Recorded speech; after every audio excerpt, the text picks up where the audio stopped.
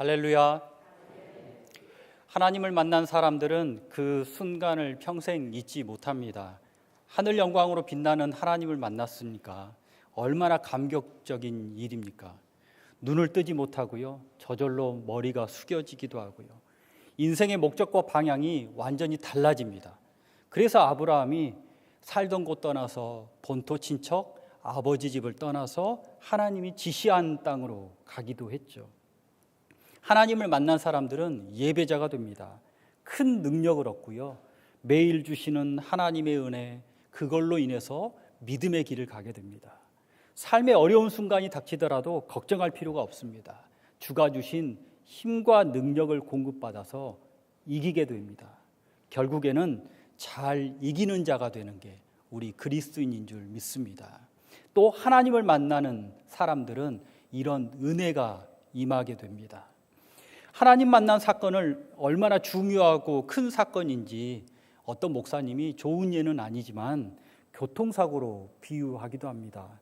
그만큼 잊을 수 없고 영향력도 크고 강력하다는 거죠. 우리가 큰 교통사고 나면 이제 몸은 부서지지만 머리에서는 그걸 오래 기억하고 또 이렇게 살면 안 되겠구나 라고 생각해서 삶의 방향도 바꾸기도 하고요. 하나님 만난 사람들은 인생의 방향을 바꿀 수밖에 없다라는 뜻이죠. 그만큼 놀랍고 큰 일입니다. 제가 말씀을 전할 때 요즘 계속 하나님 만난 사람들을 살펴보고 있습니다. 아브라함이 어떻게 하나님 만났는지, 이삭이 어떻게 만났는지, 야곱이 또 요셉이 하나님을 어떻게 만났는지 살펴보았는데요. 오늘은 모세가 하나님을 어떻게 만났는지 살펴보고 싶습니다. 이 하나님 만난 사람 중에 모델을 꼽으라고 한다면, 가장 원론적인, 가장 원래의 모형을 꼽으라고 한다면 단연코 모세입니다. 모세가 얼마나 중요한 사람이냐면, 예수님이 변화산에서 앞으로 장래일을 상의하실 때 두 사람과 함께 상의했습니다. 바로 모세와 엘리야. 예수님은 다윗의 자손으로서 이 세상의 구원자로서 오셨고요, 이제 엘리야는 선지자 중에 대표로, 또 모세는 말씀을 가져온 사람의 대표로, 그래서 모세와 엘리야와 상의를 하셨는데 단연코 모세가 그만큼 중요하다는 거죠. 모세는 이스라엘 백성들을 이끌어서 시내산에서 하나님 만나게 했고요, 말씀을 받고 광야를 통과해서 가나안 앞까지 이스라엘 백성들을 인도한 사람이죠. 모세가 하나님 만난 사건을 살펴보면, 이 하나님 만날 때는 이런 일이 있구나, 하나님 만날 때는 이렇게 해야 되겠구나, 하나님 만날 때는 이렇게 하면 안 되겠네, 이렇게 이해할 수가 있습니다. 그래서 오늘 모세를 통해서 주시는 하나님 만나는 사건의 지혜를 깨닫는 시간이 되시기를 축복합니다. 첫째로는 하나님이 임재하십니다. 하나님이 우리를 찾아오신다는 거죠. 출애굽기 1장과 2장에서는요, 노예가 된 이스라엘 백성 그리고 모세의 이야기를 합니다. 이스라엘 백성들이 노예로 전락해서 학대받고 고통스러운 나날을 보내고 있죠. 또 모세가 태어납니다. 나일강에서 건진받습니다. 왕궁에서 40년 생활하고요, 광야에서 40년 생활을 보냅니다. 이 이야기가 출애굽기 1장과 2장의 이야기인데, 출애굽기 1장과 2장 이야기를 다 마친 후에 하나님이 이렇게 말씀을 하십니다. 출애굽기 2장 끝부분에 이스라엘 자손이 탄식하여 부르짖으니 하나님께 상달되었다. 하나님이 고통 소리를 들으시고 언약을 기억하시고 이스라엘 자손을 돌보셨다. 여기서 언약을 기억하시다, 잘 살펴주시기 바랍니다. 하나님이 모세를 만나기 전에 하신 말씀입니다. 이스라엘 백성이 애굽에서 나온 지 400년이라 흐른 시간입니다. 그런데 선하신 하나님은 아브라함에게, 이삭에게, 야곱에게 주신 그때의 약속을 잊지 않으십니다. 가나안 땅 주겠다, 자손 번성케 하겠다, 복의 통로 되게 하겠다, 그 약속을 잊지 않으시고 기억하신다는 겁니다. 그리고 이스라엘 백성들을 지금도 돌보고 있다. 그런데 이스라엘 백성들은 지금 어떤 상태예요? 노예로 고통받는 상태인데도요. 출애굽기 3장 7절과 8절에는 이렇게 말씀하십니다. 좀 길어서 제가 짧게 한번 요약을 해볼게요. 여호와께서 이르시되 내가는 여호와입니다. 하나님이십니다. 무엇을? 고통을 보고 또 부르짖음을 듣고 근심을 알고 애굽인의 손에서 건져내고 또 인도해서 가나안 땅으로 데려가겠다. 모세에게 하신 말씀인데 이스라엘 백성들을 이렇게 하고 있고 이렇게 하겠다라고 말씀하십니다. 내가 보고 있고 내가 듣고 있고 내가 다 알고 있고 내가 건져낼 것이고 내가 인도할 것이고 내가 가나안까지 데려가겠다. 하나님이 약속의 말씀을 잊지 않으시고 이스라엘 백성들의 고통을 보고 계시고 듣고 계시고 알고 계신다는 이야기죠. 매일매일 모든 순간 이스라엘을 보고 듣고 알고 계신답니다. 그래서 하나님께서 모세를 준비하신 거죠. 그래서 모세를 나일강에서 건지신 겁니다. 그래서 왕궁 생활도 하게 하시고 그래서 광야 생활도 하게 하시고요. 또 모세가 광야 생활에 어려움을 겪고 있을 때라도 다 보고 계시고 듣고 계시고 알고 계십니다. 모세 기쁜 생활이나 고통스러운 날이나 배움의 모든 순간순간이나 또 누구를 만나는 그 순간순간 하나님이 모세도 보고 계시고 듣고 계시고 알고 계시고 인도하고 계십니다. 이스라엘 백성을 건져내겠다라는 하나님의 계획이 계속 진행 중입니다. 우리의 모든 순간순간도 하나님이 이와 같음을 믿으시기 바랍니다. 나도 하나님이 보고 계시고요, 듣고 계시고요, 알고 계시고요, 인도하고 계십니다. 왕궁 생활같이 화려하고 빛나고 좋을 때도 하나님이 보고 계시고 듣고 계시고 알고 계시고 인도하고 계시지만 광야 같은 생활, 어둡고 낙심되고 영적으로 침체되고 쓰러지고 하루하루 살아가는 광야 같은 생활일지라도 하나님은 보고 계시고 듣고 계시고 나를 알고 계시고 나를 그때도 인도하고 계십니다. 우리를 향하신 하나님의 계획이 아직 진행 중입니다. 나와 우리 가정을 향한 하나님의 계획하심, 우리 교회를 향한 하나님의 계획하심이 계속 진행 중입니다. 우리를 구원하시겠다는 계획 아직 진행 중이시라는 거죠. 모세는 지금 광야 생활 중입니다. 하나님이 보고 계시고 듣고 계시고 알고 계시고 인도하고 계시는데 이 모세는 낙담과 절망과 소망 없는 나날이죠. 물론 시간이 지나면서 모세의 내적 힘이 좀 키워진 것 같습니다. 생각해 보면 광야의 왕궁에서 도망 나왔을 때 그때 광야에 처음 도착했습니다. 어떤 모습이었을까요? 아마 하루 종일 잠만 잤을지도 모릅니다. 너무 낙담하고 좌절하고 기운이 빠져서 하고 싶은 일이 없을 정도로 무기력했을지 모릅니다. 그런데 시간이 지나면서 출애굽기 3장 1절을 보니 이드로의 양떼를 치는 반복되는 나날을 살고 있을지라도 이 모세가 양떼를 데리고요 광야 서쪽으로 인도했답니다. 보통 자신이 양떼를 치던 그 울타리를 벗어난 겁니다. 그 경계를 벗어나서 어떻게 하면 양떼를 더 잘 먹일 수 있을지 멀리 나간 겁니다. 마음에 힘이 생겨서 더 멀리 가보고 싶은 마음이 든 거죠. 또 40년 광야 생활도 능숙해진 거죠. 그래서 경계를 넘어서 더 멀리 간 겁니다. 또 생각해 보면 하나님이 모세를 부르실 때 모세가 뭐라고 대답했죠? 내가 여기 있습니다 라고 대답했죠. 곧바로 대답을 합니다. 그리고 모세와 하나님과 모세가 대화를 주고받습니다. 모세 생각하면 말이 어눌한 사람이잖아요. 그런데 하나님 만나자마자 말을 하고 있습니다. 평소에 하늘 보고 하나님께 넋두리라도 해봤으니 하나님 만났을 때 어색하지 않은 거죠. 양떼를 치는 순간에 좀 한숨 섞인 소리일지 몰라도 주여 주여 하며 살지 않았겠습니까? 그래서 하나님이 나타나셨을 때 어색하지 않은 겁니다. 어느 정도 마음의 힘이 생긴 겁니다. 하지만 사람이 마음에 힘이 있어도 내 인생 다시 일으켜 세우는 것, 내 인생 걸어가기에는 내 힘으로는 부족하잖아요. 넘어져 있고 광야 소망 없는 인생입니다. 하나님이 손을 붙잡아 주셔야 하고요. 그래서 설 수 있고요. 그래서 하나님이 모세를 찾아오셔서 부르시고 일으켜 세워주시는 사건이 오늘 장면입니다. 하나님이 불로 찾아오시죠. 불로 임하시고 불 가운데 임재하십니다. 떨기나무에 불이 붙었는데요. 떨기나무는 타지 않는 겁니다. 떨기나무가 타지 않는 불, 마치 하나님의 모습, 하나님이 이렇게 임하셨는데 그때 하나님의 마음이 읽혀지지 않으십니까? 모세가 간절히 봐주기를 바라는 거죠. 신기하다 하고 모세야 모세야 여기 내가 있으니까 나를 좀 바라봐 줄래? 우리말로 하면 서프라이즈 한 겁니다. 하나님이 그렇게 모세를 찾고 계십니다. 신기한 광경에 호기심이 일어납니다. 모세가 몸을 돌이킵니다.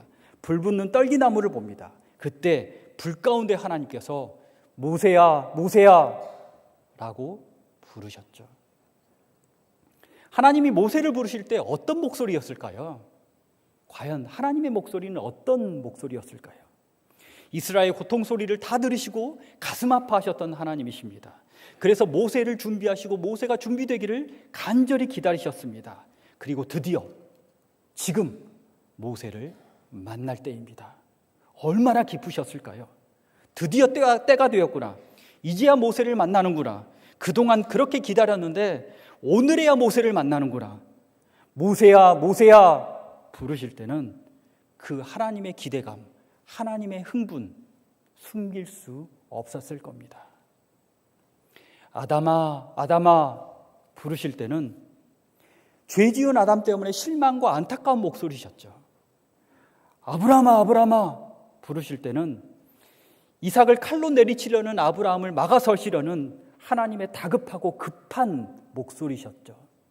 모세야 모세야 이때 하나님 목소리는 기대감과 흥분의 목소리이십니다. 모세를 만나기에 기뻐하시는 목소리이십니다. 하나님이 우리를 이렇게 간절히 찾고 계십니다. 혹시 우리 마음 가운데 하나님을 향한 마음이, 예배에 대한 마음이, 교회에 대한 마음이, 목장에 대한 마음이, 전도 대상자에 대한 마음이 생기셨다면 그건 하나님의 부르심입니다. 불붙은 떨기나무로 모세를 부르셨듯이 우리에게 그러한 마음을 주시는 겁니다. 돌이켜서 예배 자리에 오시면 하나님이 나를 부르시는 기쁨의 목소리를 들으실 수 있습니다.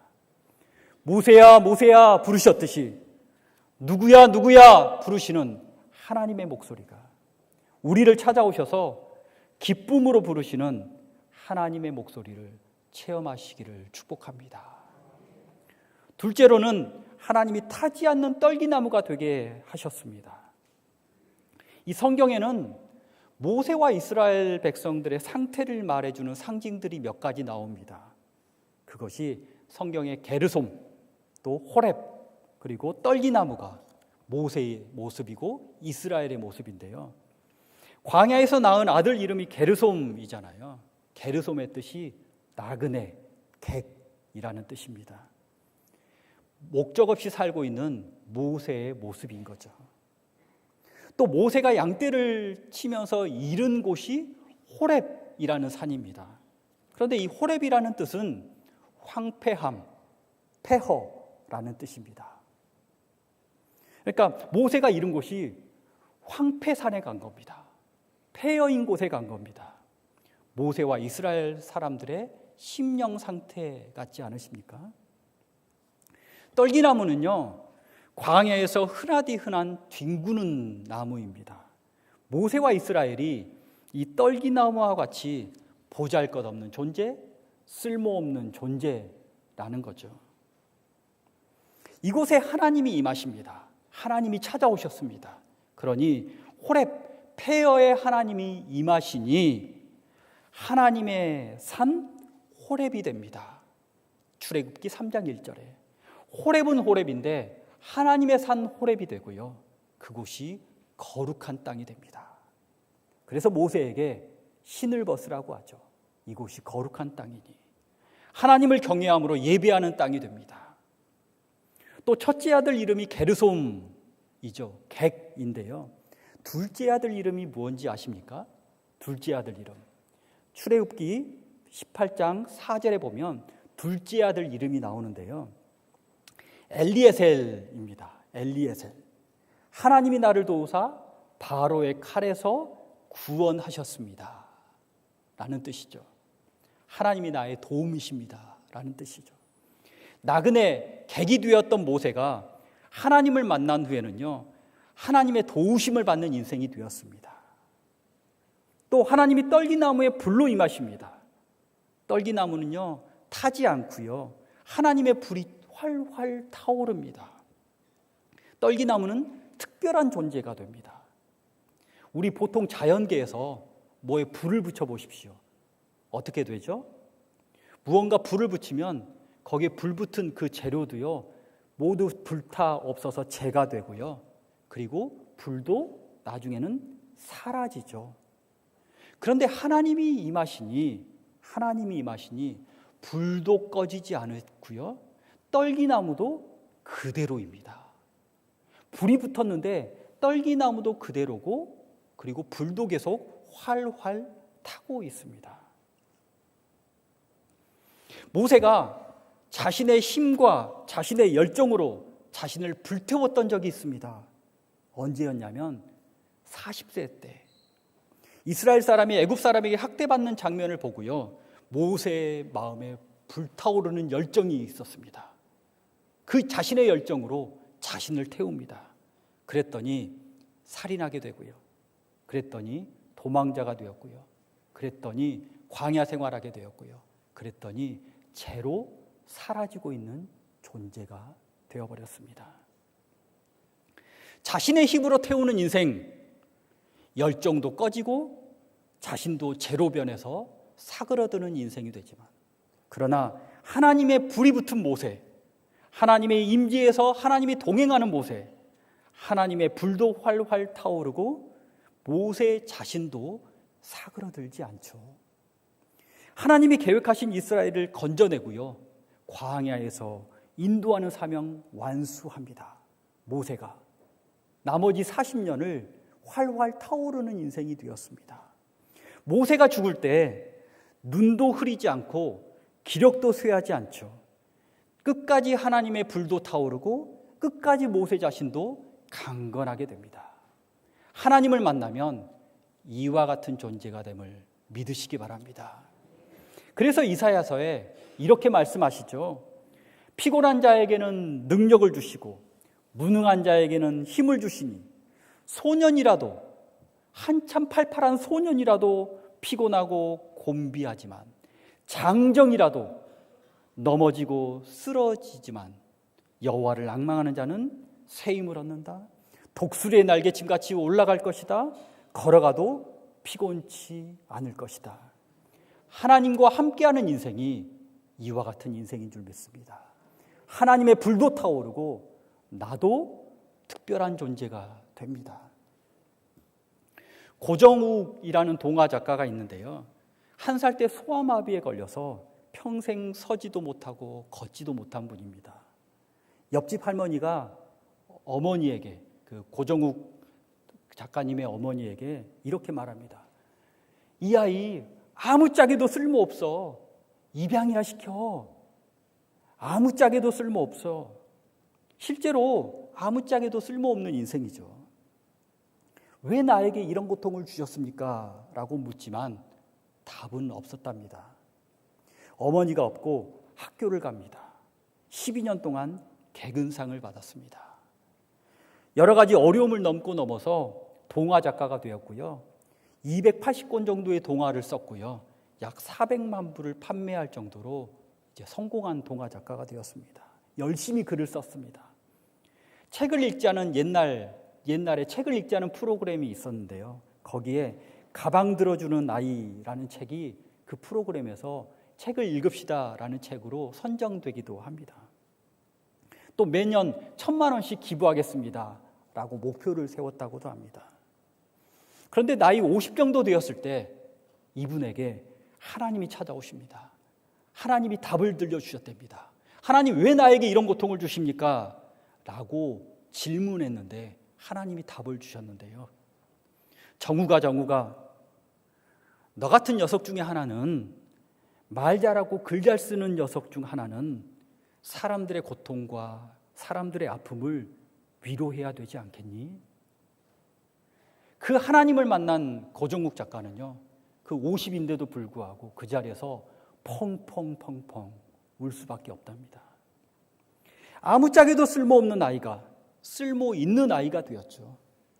소명을 발견하니 하나님이 임하시고 하나님이 주시는 할 일을 찾으니 행복하게 살 수 있다라고 간증하고 다닙니다. 하나님이 우리를 만나주시면, 하나님의 은혜가 충만하면 황폐한 인생이 하나님의 거룩한 인생이 됨을 믿으시기 바랍니다. 하나님이 임하시면 쓸모없는 인생이 쓸모 있는 인생이 되고요, 내 인생도 빛나지만 하나님의 불도 타오르게 됩니다. 우리가 보잘것없는 떨기나무이지만 하나님의 불이 타오르는 떨기나무가 되시기를 축복합니다. 셋째로는 하나님이 보내십니다. 하나님이 임하시면 하나님의 불이 타오르고, 하나님이 임하시면 타지 않는 떨기나무가 됩니다. 그리고 이제 모세에게 이제 가라 라고 말씀하십니다. 사명을 주십니다. 목숨 걸고 할 일을 주십니다. 이 아브라함과 이삭과 야곱이 하나님을 만났을 때, 이때와요, 모세가 하나님을 만났을 때와는 다릅니다. 아브라함과 이삭과 야곱이 하나님 만났을 때는요, 하나님이 약속만 해주십니다. 너 복이 될 거야. 너 자손 번성케 될 거야. 너 복의 통로 될 거야. 라고 약속을 해주십니다. 그런데 하나님이 모세를 만나셨을 때는요, 이렇게 타지 않는 떨기나무가, 하나님의 불이 붙은 타지 않는 떨기나무가 되게 하셨지만 함께 할 일도 주십니다. 목숨 걸고 할 일, 사명도 주십니다. 10절을 함께 읽어보실까요? 출애굽기 12장 10절 한 목소리로 읽겠습니다. 이제 내가 너를 바로에게 보내어 너에게 내 백성 이스라엘 자손을 애굽에서 인도하여 내게 하리라. 아멘. 이스라엘을 내 백성이라고 하십니다. 인도하여 내라 라고 하시죠.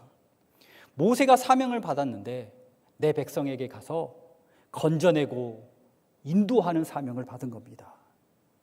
보고 듣고 알고 계시고 건져내고 인도하고 또 그곳으로 데려가시겠다고 약속하신 하나님이 모세에게는 이제 너 가서 건져내라, 그리고 인도해라 라는 사명을 주신 거죠. 앞으로 하나님을 만난 이들에게, 이제 성경 앞으로 계속 하나님을 만난 이들에게는요, 하나님이 목숨을 걸고 할 일, 사명을 주십니다. 여호수아도 사명을 받고요, 기드온도 사명을 받고요, 엘리야도 사명을 받고요, 사무엘도 사명을 받고요, 많은 선지자들도 사명을 받고요, 제자들도 사명을 받습니다. 우리들도 사명을 받았잖아요. 하나님이 우리에게 건져내고 인도하라라는 사명을 허락하신 거죠. 영혼 구원하는 사명, 또 세상 끝날까지 제자 삼으라는 사명, 사도행전 1장 8절에 증인되는 사명, 바로 우리에게 주시는 할 일입니다. 아멘이십니까? 오늘 모세가 건져내고 인도할 사명을 받았습니다.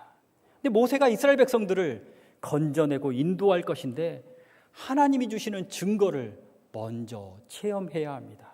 단기적인 목표인데요, 12절을 함께 보시겠습니다. 12절 한 목소리로 다시 한번 읽으시죠. 내가 반드시 너와 함께 있으리라. 내가 그 백성을 애굽에서 인도하여 낸 후에 너희가 이 산에서 하나님을 섬기리니 이것이 내가 너를 보낸 증. 아멘. 이 산에서 하나님을 섬기리라. 지금 모세는 어디에 있죠? 호렙이라는 산에 있습니다. 이곳에서 이스라엘 백성도 하나님을 섬기게 될 것이다. 너가 가서 건져내고 인도하여 그 이스라엘 백성도 여기서 하나님을 예배하게 될 것이다. 출애굽기 19장에 보면 이스라엘 백성도 하나님을 만나는 사건이 있습니다. 출애굽기 19장에는요, 시내산에 하나님이 강림하시고요, 이스라엘 백성들이 하나님께 말씀을 받습니다. 출애굽기 20장부터는요 10계명이 나오고요, 그 뒤에는 하나님의 말씀들이 나오죠. 이렇게 출애굽기 19장에 보면 모세와 이스라엘 백성들이 시내산 앞에 도착을 하고요, 이 시내산은 호렙산이라고도 하고 또 호렙산과 같은 줄기에 있는 산, 시내산이라고도 합니다. 모세가 하나님을 만난 바로 그 산에서 이스라엘 백성들이 하나님을 만납니다. 하나님이 불로 임해 주십니다. 이스라엘 백성도 하나님이 임재를 체험하게 됩니다. 그곳에서 모세와 이스라엘 백성들이 하나님을 만나고 하나님을 예배할 것이다 말씀해 주는 거죠. 모세야 모세야 하나님이 부르시고는요, 애굽에 가서 내 백성을 건져내고 인도해서 내 백성을 이 산으로 데려와달라. 모세야 모세야, 너가 지금 하나님 나를 만난 것 같이 내 백성도 바로 여기서 하나님을 만날 것이야. 모세야 모세야, 너는 나일강에서 건짐을 받았지만 이스라엘 백성들은 애굽에서 건짐을 받을 거야. 모세야 모세야, 너는 지금 양떼를 데리고 지금 이 산에서 하나님을 예배하지만 이제는 너가 이스라엘 백성들을 데리고 와서 이 산에서 예배할 거야. 모세야 모세야, 너는 지금 너 혼자 하나님을 예배하고 있지만 이제는 이스라엘 백성과 함께 예배할 거야. 지금은 내가 떨기나무의 작은 불로 임했지만 이제는 신의 산을 삼킬 만큼 거대하고 큰 불로 임할 것이야. 내 백성을 건져내다오, 내 백성을 인도해다오, 함께 예배하라. 모세에게 이렇게 부탁하고 계십니다. 하나님이 나를 먼저 만나 주신 줄 믿습니다. 그래서 모곤에게 나를 보내셨고요, 하나님이 나를 먼저 만나 주시고요, 나를 자녀에게 보내셨습니다. 하나님이 나를 먼저 만나 주시고요, 직장 동료에게 보내셨고요, 하나님이 나를 먼저 만나 주신 후에 전도 대상자에게 나를 보내셨습니다. 모세가 이스라엘 백성들에게 보냄받은 같이 신앙이 떨어진 모건들과 함께 예배드릴 것을 함께 기도하시기를 부탁드립니다. 가정에서 혼자 예배드리고 계십니까? 혼자 기도하고 계십니까? 자녀들을 초청하십시오. 또 남편들을 초청하십시오. 함께 기도하고 함께 예배하기를 이렇게 기도하고 초청하십시오. 직장에 출근해서 혹시 출근하자마자 자리에 앉아서 먼저 기도하고 계시죠? 그때 혼자 기도하고 계시죠? 이제는 다른 직장 동료를 초청해서 그 시간에 출근하자마자 함께 기도하자, 그렇게 초청했으면 좋겠습니다. 전도 대상자와 함께 예배하는 그런 은혜의 날이 있으시기를 축복합니다. 우리 함께 찬양했으면 좋겠습니다. 제가 이 찬양을 불렀을 때는요, 그 후렴 부분만 사용을 했거든요. 그런데 앞에 가사가 좀 선교적인, 그리고 이곳에는 예배드리는 사람 한 사람도 없고 나만 예배드리고 있습니다라는 그러한 그 이미지의 찬양이라서요, 앞부분을 사용하지 않았지만 오늘은 함께 처음부터 끝까지 찬양하고 싶습니다. 내가 밟는 모든 땅이 주의 보혈로 덮는 거룩한 땅이 되었으면 좋겠습니다. 주를 예배하게 하시고 주의 향기가 가득한 곳이 되게 하시옵소서 찬양하는데요, 비록 지금은 홀로 찬양하고 비록 지금은 홀로 예배하지만 나를 부르셨으니 이제는 목원들과 함께 기도하게 하시고 자녀와 함께 기도하게 하시고 내가 품고 있는 전도 대상자와 함께 기도하게 하십시오. 우리 함께 찬양하겠습니다.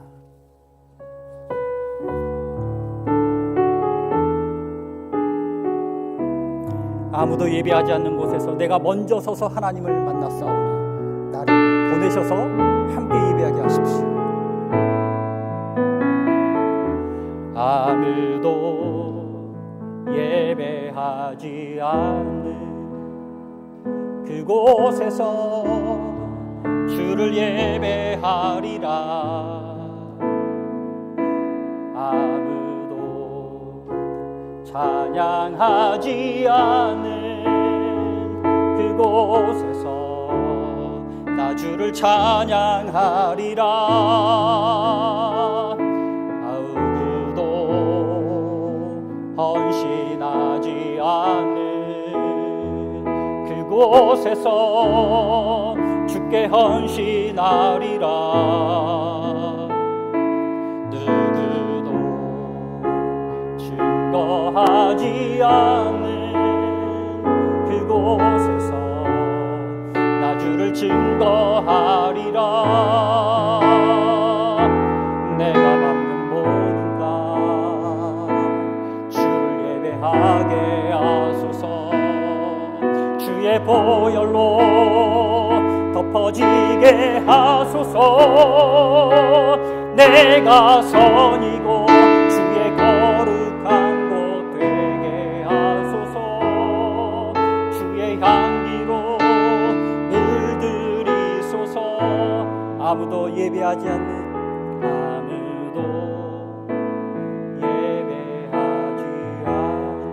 내가 먼저 예배하오니